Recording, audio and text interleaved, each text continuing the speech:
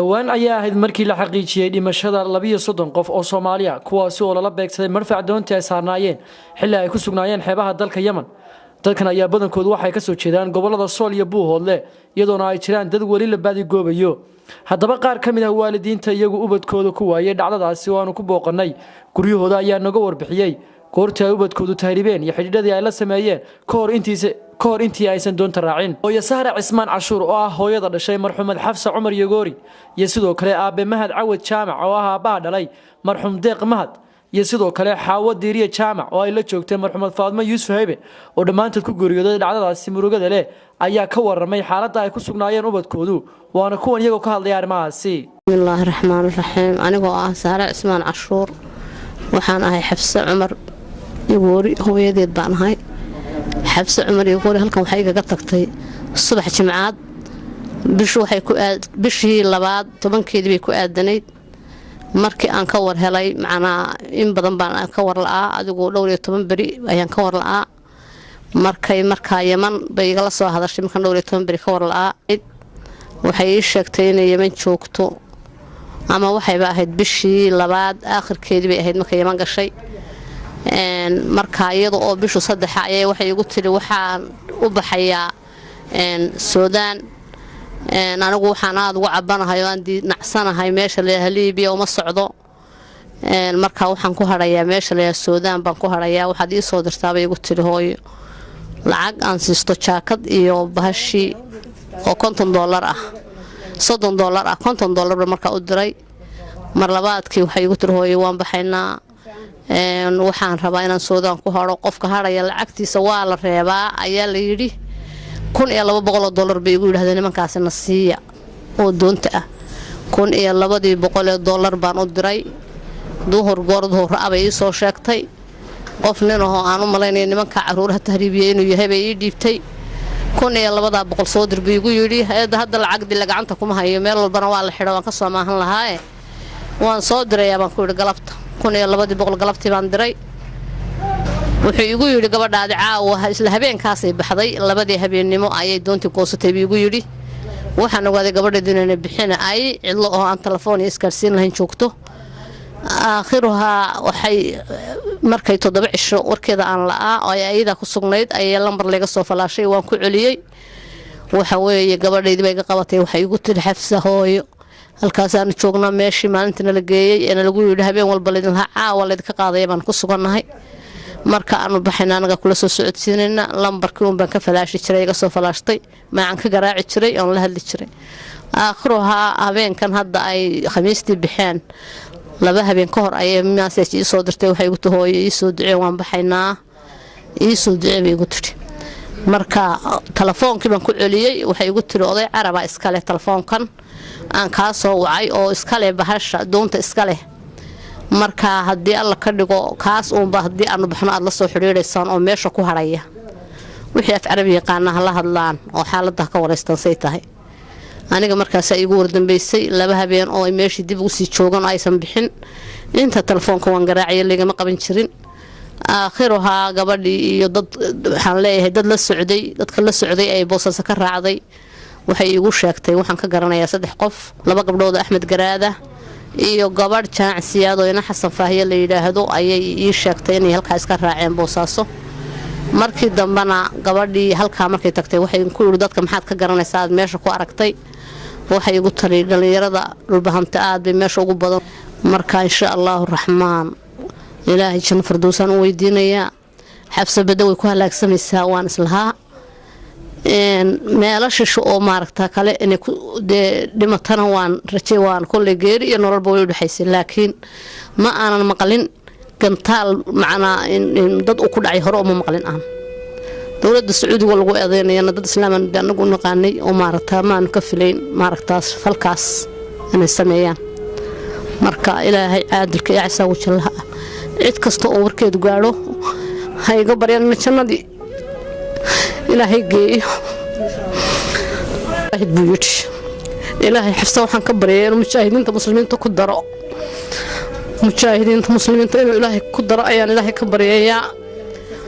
waxa kale gacan ka xaq daran baa dishay waxay ka cuntay iyo waxay ka galabsatay midna ma jirin maxay ahayd toy ilaahay dambi haddii ay gashay dunuubta ay gashay kulley waxaan u malaynayaa inay muxrin la'aanta ugu badan tahay qof diineed bay ahayd qof islaama bay ahayd muxrin la'aanta ay ku socotay baa u badan dunuubta ay gashay saan dareemayo inan yarna way ahayd oo da'yar dambigeeda intii la qorayba way iska yarayd marka waxa weeye iyo calaamado badan bay kulansatay maalin jimcaad bay dhimatay gacanka xaq daran baa dishay bad bay ku dhimatay ilaahay janno firdowsa ayaan u weydiinaynaa insha allahu raxmaankii falkaa geystana dembigeeda isagaa qaatay hadday dembi gashayba ilaahay ka gashay mana aan filaya inay dembi badan ilaahay ka gashay qof baariyada bay ahayd waalidkeed u baariya waxay ahayd qof kastoo islaam ay isbartaan qof weji wacan oo maarata dadku aad iyo aad iyo aad u jecel yihiin qofka isbartaanba marka ilaahay janno firdowsaan u weydiinayaa naxariis baan u weydiinaya ilaahay maxay ahayd tooy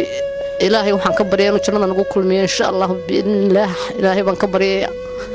ilaahay waxaan ka baryayaa mar kale iyo mar labaad iyo mar saddexaad ba ilaahay waxaan ka baryaa inuu jannada nagu kulmiyaan iyo xifsa ilaahay kala xisaabtamo haddii aysan xaqaygiisay tahay noo siinin iyo maaragta ay dhiigeedii ilaahay inuu kala xisaabtamaan ilaahay uga baryanaa waxaan la yiraahdaa aniga xaawadii jaamac waxaa iga maqan gabadh la yiraahdo Faadimo Yuusuf Haybe gabadhaasi way tahriibtay bil ayay iga maqan tahay hooyadeed habaryarteed ayaan ahay faamiligeedii bil bay iga maqan tahay gabadhaasi way tahriibtay oo Yaman ayaa la igu sheegay inay gaadhay doontii ay raacday khamiistii baxday ayaa lala bartilmaameedsaday hub lala bartilmaameedsaday gabadhaasi waa la soo xaqiijiyay isla jimcihii baa la soo xaqiijiyay inay dhimatay dadkii ugu geerida ugu horeeyayna ay ahayd laascaanood waxay ka baxday bil bay ka sii maqan tahay in yar ayay sii joogtay Boosaaso wiil bay la joogtay abti ugu beegan wuxuu damay inuu celiyo way ka baxsatay gabadhaasi wiilka habeen way ka guday in yar buu hayay wuxuu rabay inuu soo celiyo ka bacdi way ka baxsatay way ka dhuumatay wuu waayay markaas Faadimo geerideedina loo ku soo xaqiijiyay saasayna ku tagtay markay Yemen joogtay intaas doonta raaceen wax xiriir la soo sameeyay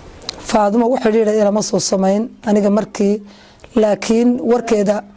waan hayeeyo macnaha dad family oo la socda ayaa ila soo xiriiray haddaan dhaqaaqayna Faadimo waa nala socotaa Ibraahim Axmed Saacad oo la ayay gabadhaasi laamba baxday markii noogu dambeysay oo ay la socotay gabadhaasna geerideedii waa la xaqiijiyay caalamka waxaan u sheeganayo muslimkaba inay arinta wax ka qabtaan iyadoo la ogaay lana arkayay wixii bartilmaameedsaday doonta dadkaasi saarnaa Soomaaliyeed waxaan noo sheegtay goortii laascaanood ka baxday meelaha ay sii martay goortii Yemen gaadhay waxaan ugu baaqaynaa inay xuquuqdii noo raadiso dadka iyaga halka ku dhamaaday Soomaalinimo muslimnimo si kastaba dadka Soomaaliyeed gabadhayada ka mid tahay inay xuquuqdii loo raadiyaan diyaar u nahay waxana ay ka qabato dalaan aan lagu leyn dadka Soomaaliyeed maalin walba ogaan loo leyn anigu waxaan ahay Mahad Faarax Jaamac oo ku magac dheer Mahad Baraar magaca naanaystana waxa qaalisan naanaysta markaan ahay Mahad Faarax Jaamac ku magac dheer Mahad Faarax waxa jira wiil aan dhalay oo deeq Mahad Faarax Jaamac la yiraahdo Cali Deeq oo aan laascaanood ku ogaa oo laga tahdiibiyo dadka kaxayay isaga iyo dad fara badan oo kalaba la sii mariyay Boosaaso loo gudbiyay Yamanta markii Yamanta ay marayeen jeel lagu xireeyo laga yar qaaday muddo ku xareysnaa ka soo baxsaday isagiyo qayb dadkii la xireeyay kamidii isu dhiibay nimanka wax tahdiibiya dadkii markay ururiyeen dooni bay saareen sida nagu soo gaadhay doonidii waxay kala baxday Yaman markay Yaman kala baxdayna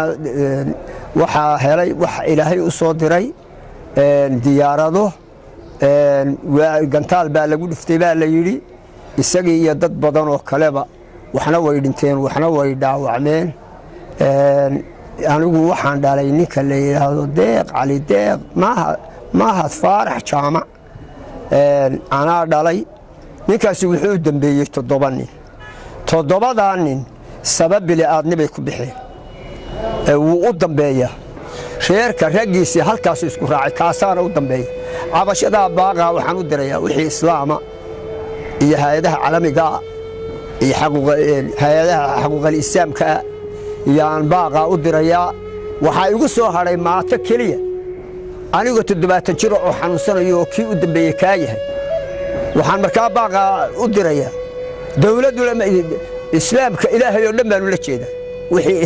islaamka ku abtirsada cid bili aadmi cid islaam ku yaal hay'adaha caalamiga dawladaha dibadda kuwa gudaha yaa baaqa u diraya waxa igu haray dad iyo duuyo dumar khaliya oo aan nin kali wax nina oo xiliya laga taabtaa ku jirin dulmiga isaga yaa igu yimi waa wax ilaahay qadaray laakiin bili aadmi iga yimaadeen dadka faraha badan ee dhintay deeq mahad faarax cali deeq mahad faarax jaamac oo waxaan dhalay oo raga nin dibadda ku maqan mayo ugu dambeeyay aanan nin kale baahayn ilaa 4 jir ilaa 3 jir ilaa mid weyn 7 iyo 3 guna waa maraya waqti waxaas ay la kulmay iraada ilaahay weeye waxaan cabasho u gudbinayaa dawladaha caalamiga